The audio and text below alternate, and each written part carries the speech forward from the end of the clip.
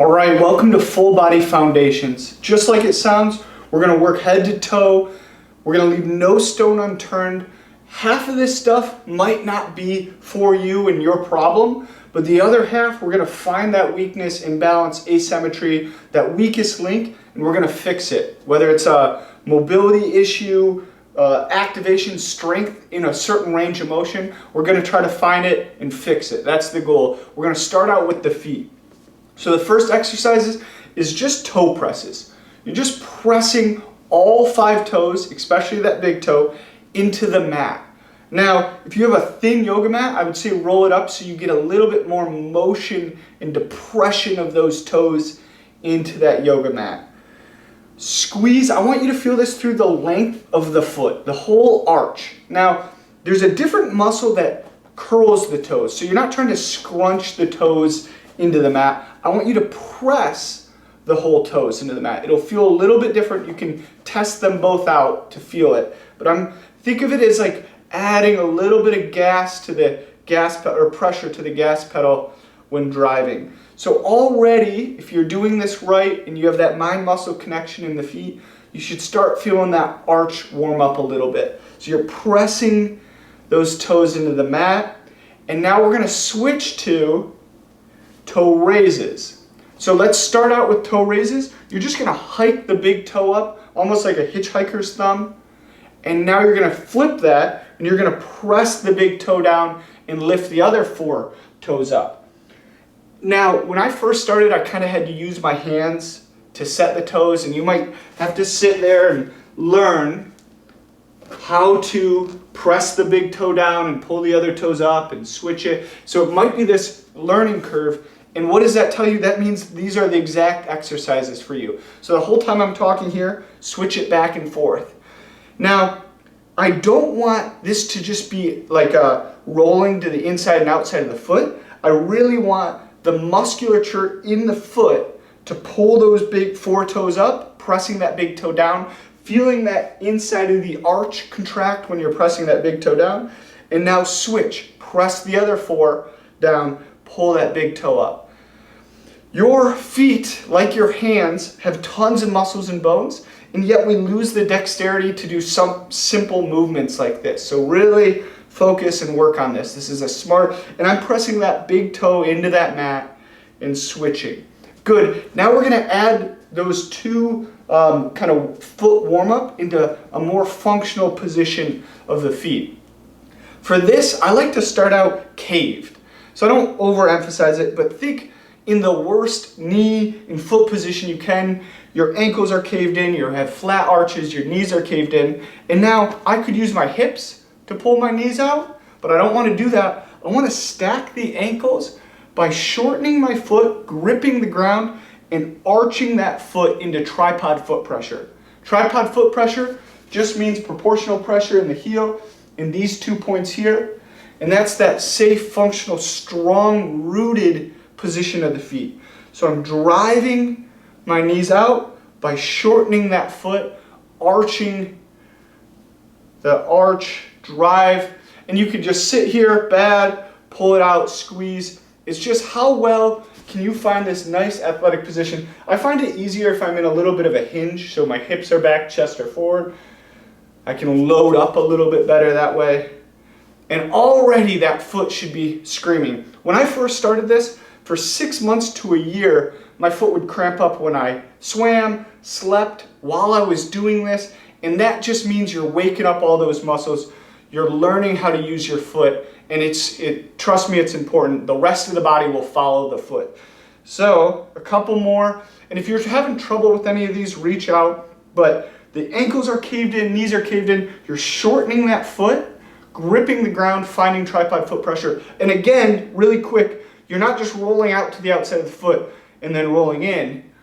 Tripod foot pressure. Even when you're pulling into this arched position, you want tripod foot pressure, meaning that big toe is still smashed into the ground. You're not just rolling to the outside of the foot. All right, we're gonna move on to something that looks pretty simple. It's just a calf raise to a foot raise. Calf raise to a foot raise. But I struggle to get this big foot raise and pull back position unless I'm sitting on my hands and leaning back against a wall. So trust me, you'll get way more range of motion and be able to feel this shin work that helps protect against shin splints and is the first line of defense for those knees as well. So go ahead, lean against a wall and do this calf raise. And although I'm calling it a calf raise, I still want you to be thinking about the foot, pressing through all the toes, squeezing. We do so much on those calves. I don't really care that much about calf raises and holding that position.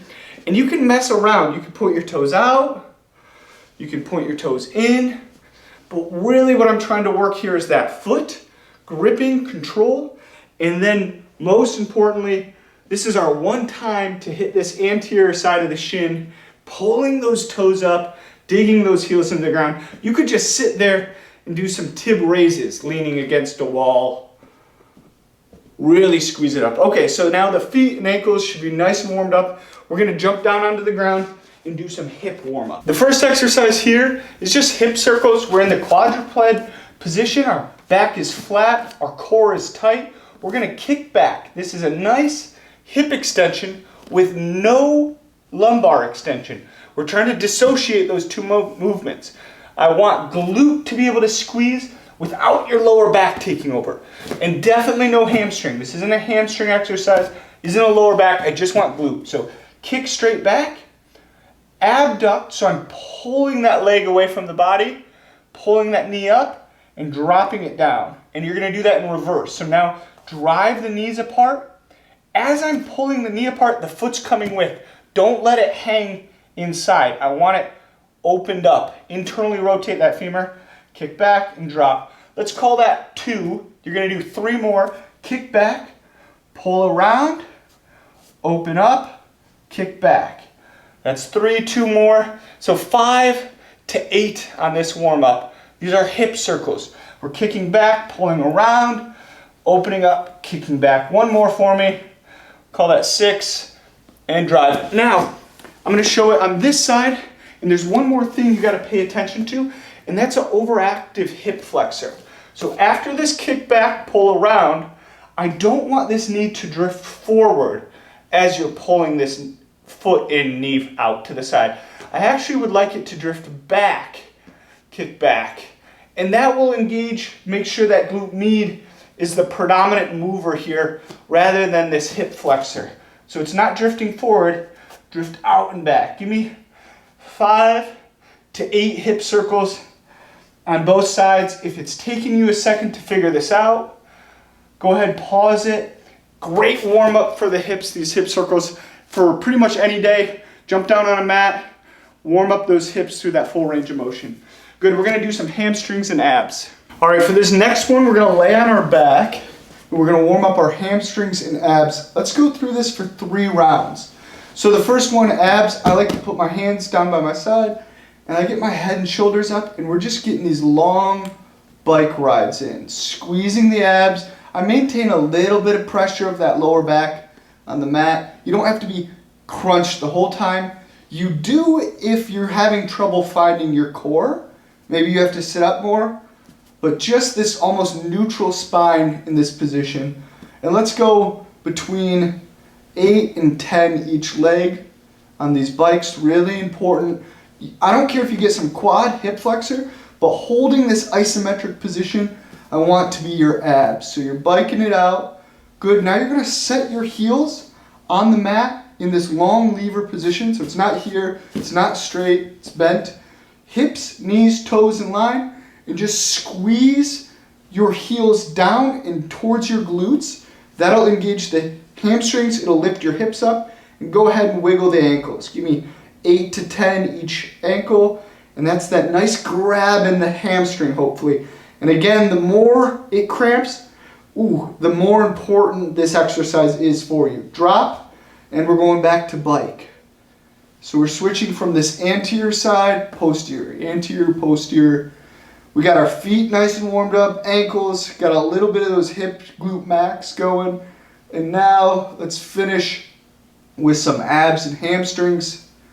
Tight core, squeeze.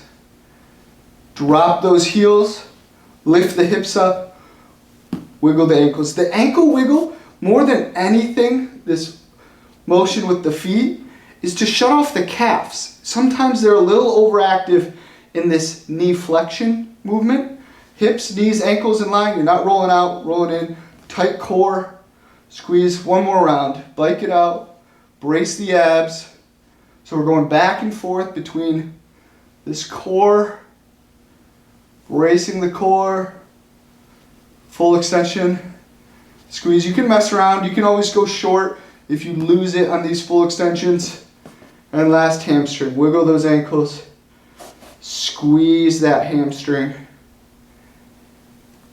And we'll call that good and warmed up. Let's go to the next exercise. The next exercise, 90-90-90, just an all-around great position to be able to get into, whether it's problems with external rotation on this front femur or internal rotation and insufficient activity. You might be cramping up in that back position of that back leg. And when I first started this, there was no way I could even get into the position. I was on my elbows struggling, and now I'm relaxed. I can drop, breathe into my stomach, and really hold this position. So that's step one, is to work your way into the position. And now we're gonna add some dynamic movements to it. The first movement is we're gonna lift our knee and heel at the same time and kick back. And you might go, oh, I can lift my knee. My foot is pinned down. There's no way I can hip extend back. Just lean over and drop to the elbow.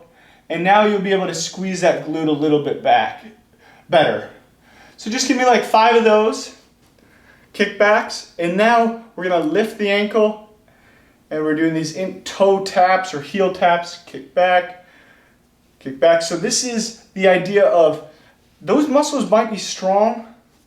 We might be able to isolate and you don't have any weaknesses, but are they strong in fully contract, full range positions? That's a big what if, and it's important. Go ahead, switch sides. First you're finding the position, 90, 90, 90. If you're struggling with the position, that's fine. It helps if someone watches you and kind of adjusts you. I'll try to show it in a couple different angles. First thing we're trying to do is just hang out, relax into the position. So you can see I got a way tighter side, and you go, this leg is going up, this is almost to cramp up. So to lift both, I might have to hike over onto my elbow. And again, the sad thing is, the harder this is, the more important. If you're up here and breathing and fine, and you go, this isn't even a struggle on these dynamic kickbacks, I don't even have to hike over like I am, then maybe it's not that important. And you can breeze through this exercise. Give me a couple of those kickbacks, and then lift and touch. Kick back and touch. Kick back and touch. Nice and controlled. Drop it down, lift up. 4 or 5 on each side.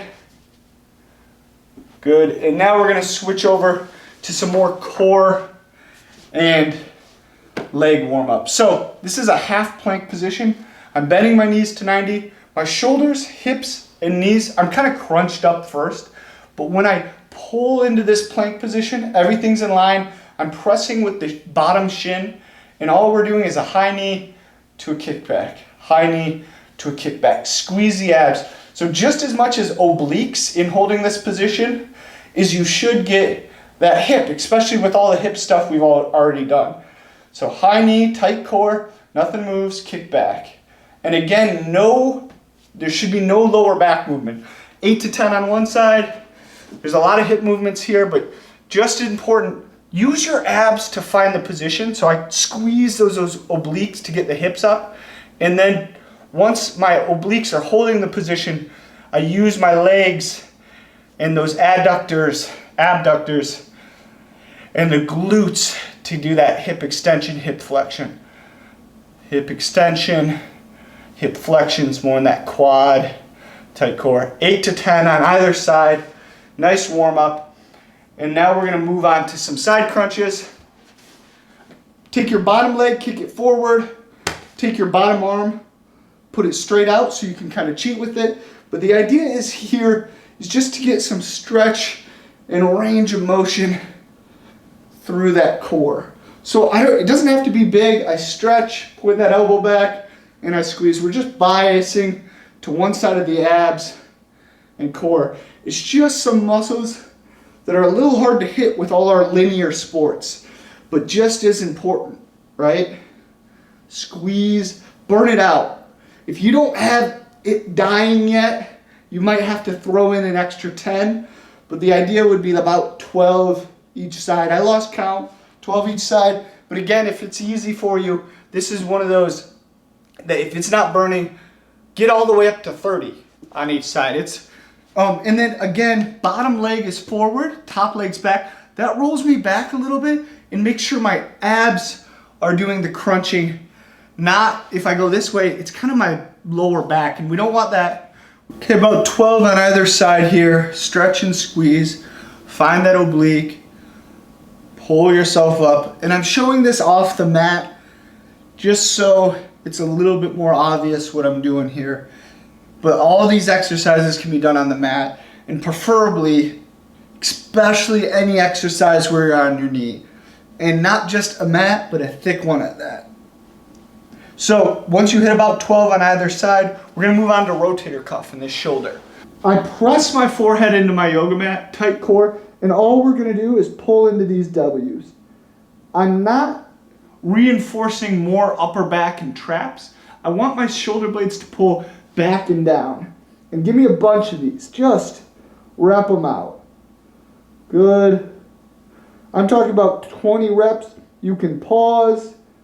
Your elbow is coming up with your hand. So don't pull that elbow before the hand. Don't pull the hand before the elbow. Pull them both up.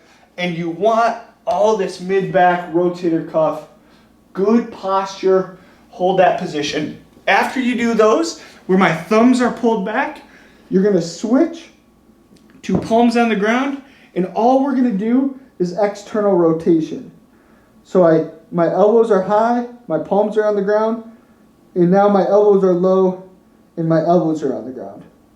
And switch. This is just a nice external rotation. It's way harder than it looks, but it just makes sure we got nothing missing on that posture and rotator cuff. And then the last exercise, we're gonna do strength through that full range of motion on those scaps. So you're gonna pull your shoulder blades back and down. You're gonna clap in front. And you're gonna control and clap behind. And this, again, I don't want any lower back. I barely even want mid back. I want upper mid back. I don't care if you get a little rear delts. But by the end of this, that upper back should be burning. And again, if you're having trouble, let's say your chest isn't too tight, like you can do a doorway stretch and reach back, but yet you can't even get your elbow and hand off the ground, then it's not a tightness through the front side, it's a weakness in that end range of motion through the back side. And especially swimmers, some other sports, pitchers, they roll this forward, and it just puts that shoulder into a more vulnerable position, especially in our presses. So being able to pull those shoulder blades back down, arch lower back, or pull those shoulder blades back down without arching the lower back is a great position to be in.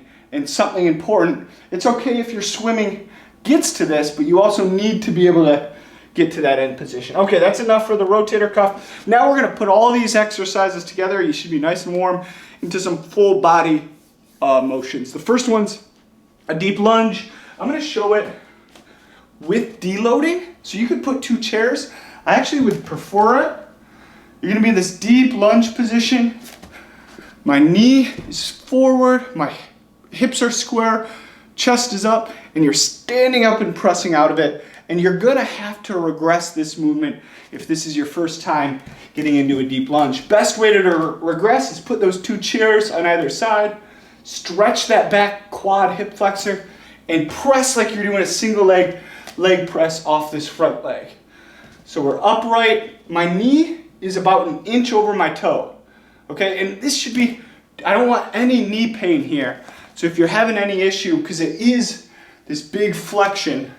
Another big issue I see here is people rock. So they fall into the position fine, but then they rock back and forward to stand up. I want you in this deep lunge and you press straight out of it. It's hard. It took me a while to be able to get to even 10 on either side, let alone sets of this. So just start out with deloading. Put your hands into this bottom position, and then once you get stronger and stronger, you can start going lighter and lighter and just pressing out of it. I'm alternating. You can do 10 on either side. Alternating, you can do 10 all at once, but I'm looking for about 10 deep lunges. Push that foot into the ground, squeeze that glute on either side. It should not be easy. We're putting all those warm-ups together and we're in this deep lunge position, and it really should stretch, especially under weight, that quad and hip flexor, that back leg. Nice and wide stance, drive the knees out, but maintain pressure in that big toe. Shove those hips back, pull yourself up with your glute and hamstring. Pull yourself up. So all we're doing is just a normal RDL, put a little sumo stance, and you can always mix it up. Go some narrow. You could sit to really work on the stretch in those hamstrings and groin. A bunch of different options here, but the important thing is to hinge, which is shoving those hips back and standing up through those glute and hamstring. So find that weakness. Like I said, tons of different exercises here today.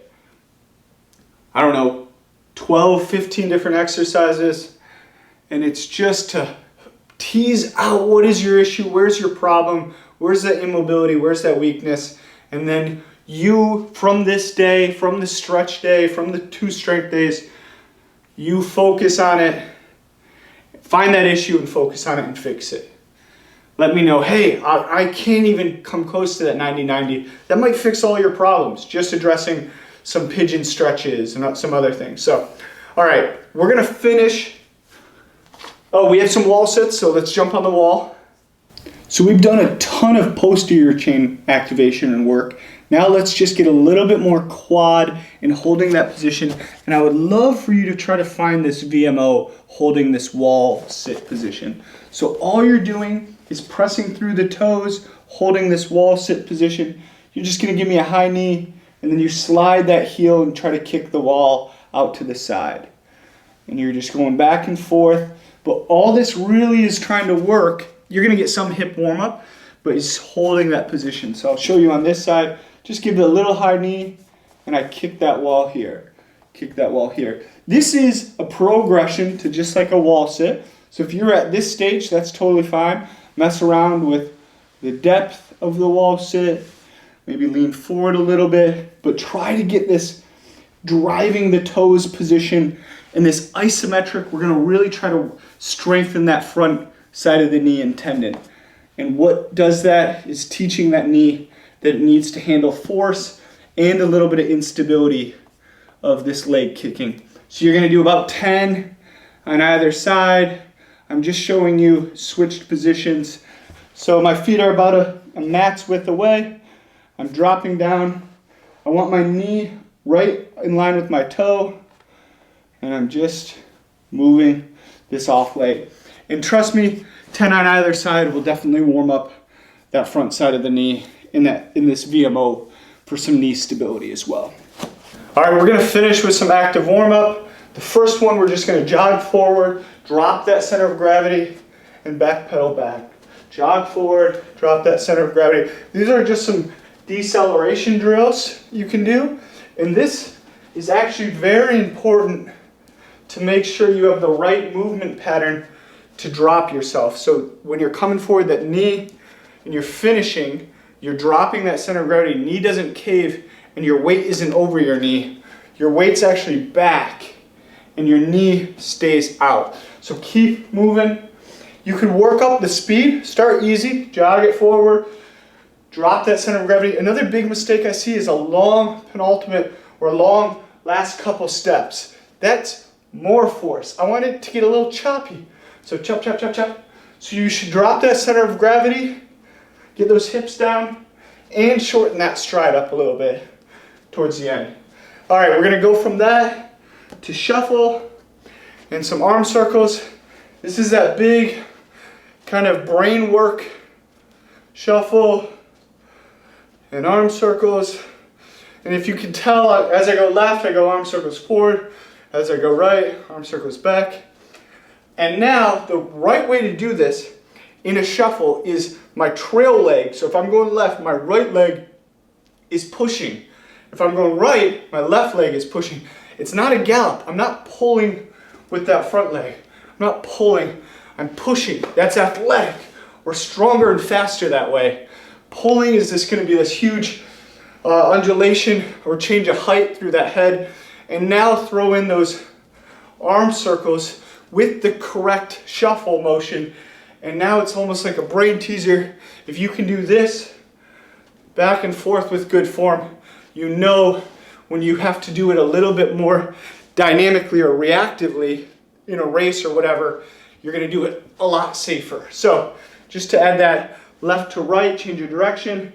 And now karaoke is just a little footwork, turning the hips.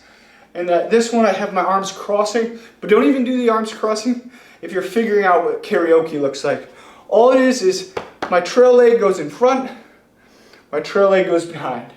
And I'm not afraid to move, turn my hips. Trail leg goes in front. So start walking and just work on the footwork if you're struggling with karaoke's.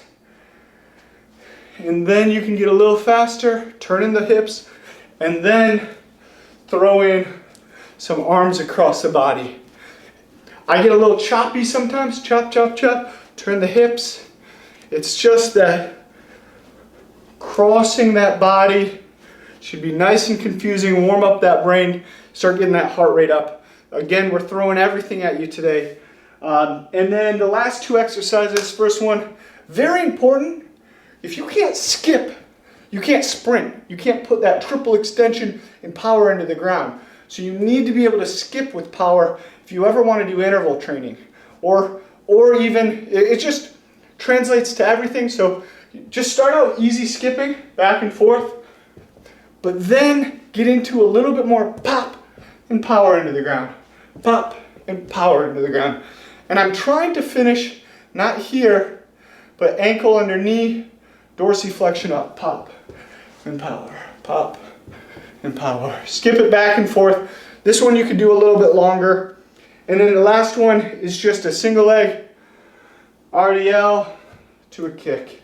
Switch, single leg RDL to a kick. Pretty advanced. You might have to start out with just trying to get this single leg RDL, balance through the hips, and then this toy soldier kick without rounding the lower back. We're not letting this tight hamstring pull our lower back. We're actually maintaining good posture. So touch, go. Walk back and forth. So I showed you all the exercises here. It's kind of up to you. You can pause, work on them for a little bit longer, the ones you struggle with. Maybe skip some that you're not. But even if you're good at them, they're great exercises to do. I threw a ton of different exercises at you. Hopefully you're nice and warmed up. And this is just to complement all the other strength. You can focus on the strength training days. You don't have to get complicated with those.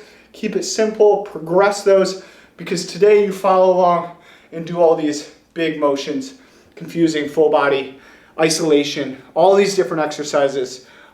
So again, we left no stone unturned. If you have any questions, reach out. Good work. That's our functional full body day.